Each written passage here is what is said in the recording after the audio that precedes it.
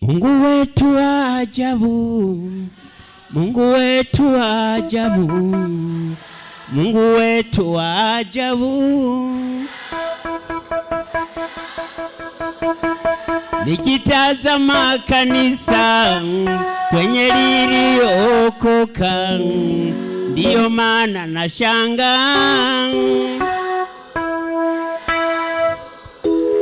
Nikitazama mabonde kwenye uliyoyajenga, ndiyo maana nashangaa. Nikitazama milima kwenye uliyoijenga, ndiyo maana nashangaa.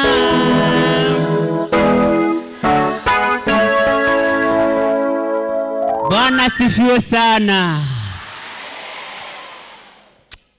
Abo umwami yakundiye ko mwabyukanye amaboko wagira ugutyo ukumva biracyakunda ko yavize nuko wo yazonga taritse biganza turamukanye mu izina ry'umwami wacu Yesu Kristo. Bwana sifiwe cyane sana. Jewe rero nitwa Sinamenyeriya, nkaba mba mubwiriza bwa Gihanga, kare nari mudubugu. Aha mudubugu ni kwa data, ni kwa mama, kandi ni kwa mabukwe na sobukwe. Sema amen. Jewe rero nagira ubuntu naje kwa data nja kwa mama, nico gituma njya byose. Ibyo kwa data wo mwijuru nibyo kwa data wo mubiri, byose ni vyangu. Sema amen. Hanyuma rero mfise iminota mike, mugabo kimwe gusa ukwiwe kose ndayikoresha neza. Jewe rero nagira ubuntu numva Imana inyemereye kuba ngaha kuri uyu musozi. Aha ndahazi cyane kuva mu ntango y'imbere y'intambara. Aha ni wacu. Ibyaha uwo bigomba yobimbaza, n'ibyaha kugira biboneke ugomba wobimbaza. Nahiyo havuye hari hakaza nga ningene hagujijwe, naje jewe ndabitse. Nico gituma ibyaha ntaco no bivuga kuko ni byacu. Imana yacu nihabwe icyubahiro. Hanyuma rero nkuko navuze nimvuye nje kwa mabukwe na data bukwe, nyina w'abana aragwaye, ariko yantumye ati naho biruko bidakunze ko shikayo urandamukiriza bene data naba mama naba muyomba ngaha barimwo, nababinamu nabashangaza habarimwo. Nimwakirizo ntasho mu izina ry'umwami wacu Yesu Kristo. Hanyuma mwarimu nari namubwiye ko nzobino, Imana yari yanteye iteka. Hanyuma acarambira ati niwashikayo uzudutangire ntasho mu izina ry'umwami wacu Yesu Kristo. Nimwakirizo ntasho mu izina rya Yesu. Ego twagomba ndibaza dushimira Imana rero, hanyuma dusangire ijambo ry'Imana. Dushimiye n'aba bakozi batwiyumviriye ko kugira ngo batwemere guhagarara ngaha. Urabona mwirishinzi ry'abantu, nta buhinga nta nico twari dufise twakoze, ariko n'ubuntu twagiriwe. Imana yacu nihabwe icyubahiro.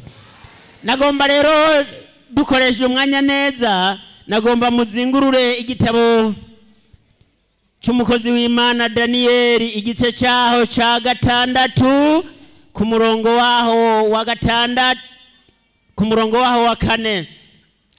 Nomero za Bibiliya canke se za Bibiliya ya kera, abafise Bibiliya nini na majana 968. Zingurure ningoga uyu munsi no kuvuga abafise amasezerano mashasha barahombye. Abafise amasezerano mashasha barahombye. Nta kundi mugabo, nta kundi.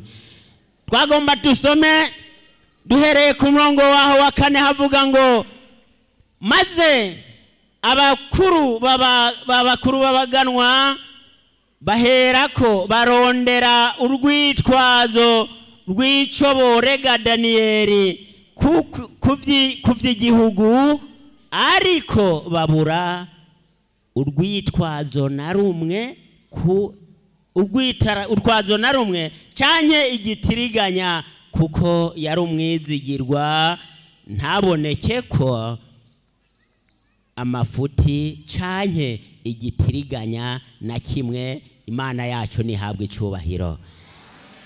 Niri jambo Imana yampaye ngo tuvuganire ko tubona muri iki gitabo cy'uyu mukozi w'Imana Daniyeli. Uyu Daniyeli ari mu bitabo vya mbere nkuko tubona iyi Bibiliya yacu ipanze n'ingene imeze. Iyi Bibiliya yacu urabona igizwe n'ibitabo 66. Muri ivyo bitabo 66 hariho ibitabo 39 by'isezerano rya kera, hagaca habaho n'ibitabo 27 by'isezerano risha. Sema amen. Maze rero ico gihe rero uyu mukozi w'Imana Daniyeli ari muri ivyo bitabo vya kera by'isezerano rya kera nkuko tubibona. Hariho rero n'ibindi bitabo bya bene data hariya mwaririya shengero twaje tuvamwo rifise ibitabo 73 nkuko tubibona. Ivyo bitabo rero hariho ibitabo wowe naho wogera udashobora kubibona utacengetereye ngo ubibone. Nukuvuga vyovyo ico gitabo cyabo gigizwe n'ibitabo 73. Hariho ibitabo rero bitatu, ibitabo ndwi byagiye kuboneka inyuma ye ya myaka amajana n'Imana yari imaze itavuga. Amen. Muri ico gihe cy'iyo myaka amajana 4 Imana yari imaze igihe itavuga, abantu bagerageje uburyo bwose bwo kurondera Imana basenga.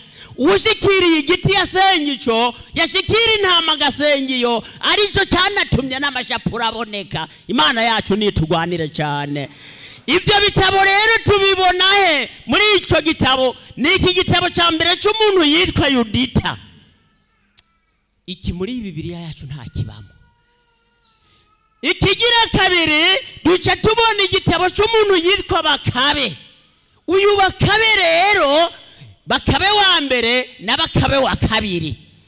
Ikigira kane duca tubona igitabo cy'ubwenge na Baruki na Siraki na Tobi. Ivyo bitabo rero biri mwabigiye mwija Bibiliya bene data.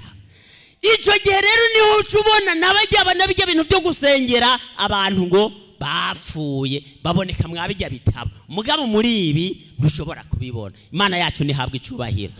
Tuguruke rero ku majambo y'uyu muntu w'Imana dusomye yiswe Daniyeli. Uyu Daniyeli dusomye ngo maze ngo abakuru b'ico gihugu barondera ugwitwajo gw'icyoborega Daniyeli kuvy'igihugu canke gitiriganya, ariko ngo babura ugwitwazo kiretse ngo barurose ku Mana yiwe. Imana yacu nihabwe icubahiro. Muri iri jambo rero intumbero tugomba gusengera ko niyivuga ngo kuba umwizigirwa. Amen. Mu gikorwa cyawe wa muririmbyi, wa musenzi, wa mujenama, wa mukozi, muri byose ubu mwizigirwa. Maze rero ngo uyu Daniyeli amaze gushika bamaze kujanwa na bagenzi we muri iki gihugu cy'i Babuloni, bashitseyo batangura. Nashimiye cyane abaririmbyi baririmbye ngo iby'iki gihe ntidushushanwe nabyo, ntidushushanwe n'iby'iki gihe cyane ngo tugereranywe nabyo, bikombere ngo twiyanduze nabyo. Imana yacu nitugwanira cyane. Uyu rero Daniyeli na bagenzi we bageze muri iki gihugu cy'i Babuloni, baca batoregwa kuzoba mu bandi bazohora bakorera umwami. Mugabo ngo baca bababwira ati mviriza, mwari mu gihugu cy'iwanyu cy'ikanani cyangwa se cy'Isirayeli, hariho ibintu mwari musanzwe mwemerewe kurya, ariko uyu munsi mukeneye guhindura, hanyuma murye ku biturire no ku bintu byiza byiza by'umwami, hanyuma mbere n'ibikunda, kugira ngo nimwaramuka mugize akabiri keza, umwami hariho igikorwa agomba kuzobakoresha. mugabo kubera ko bavuye mu gihugu camenye Imana baca babwira ngo uyo mugabishe wabo canke se umukuru wabo bari babaye nk'uwo baganza baramubwira ati mugenzi twagomba tugusaba ikintu kimwe tubabarira twebwe ntitugomba kwiyanduza n'ivy'iki gihugu kimwe gusa dukundire ibi byo kurya inyama no kurya ibi binoboye vy'ibwami twebwe ntaco vyodufasha enda rero twebwe banzu tugerageze kuko yadushingiye ibiturira n'ivyo twofunga hanyuma ivyo banzu bireke uduhe isoromano turye n'ibijumpu bicanze n'isogo n'irengarenga amen hanyuma tugerageze gusa amezi 3 uzuraba ingero uzosanga dusa niwasanga dusa nabi uheze udushire kuri ivyo biturire batugeze ariko niwasanga naho hariho ico twoba twariyongere uturekere kuri izo soromano Imana yacu nihabwe cyubahiro maze ngo bamaze uyo muntu arababwira ati mugabo mugomba kuncisha gatwe naho biruko teka nitwe ntitugucisha gatwe kuko turabizi baraziriye ubwa mbere ukwezi kwa mbere piru kwa kabiri piru baravye asanga umubiri wabo wo utoroberesha iki ugwara uzuraba abantu bashaje bamaze gusaza rero bari mu Mana usanga basa neza nico gituma rero dushimira Imana yatugiriye ubuntu ikatwemerera kuba abo mu nzo y'Imana ndashimiye cyane ijya nshuti yanje ujya aya nzo byarananiye kumusanga mu ntuze mu kivyuka ariko ku gahongore hari nko muhiri wayo hanyuma rero ibisigaye muri iyi ntumbero Imana yaduhaye kuba umwizigirwa uko senga kose nako womera kose wotambuka wogenda muri byose ubu mwizigirwa hanyuma ibisigaye ubwira Imana ati ndakugomba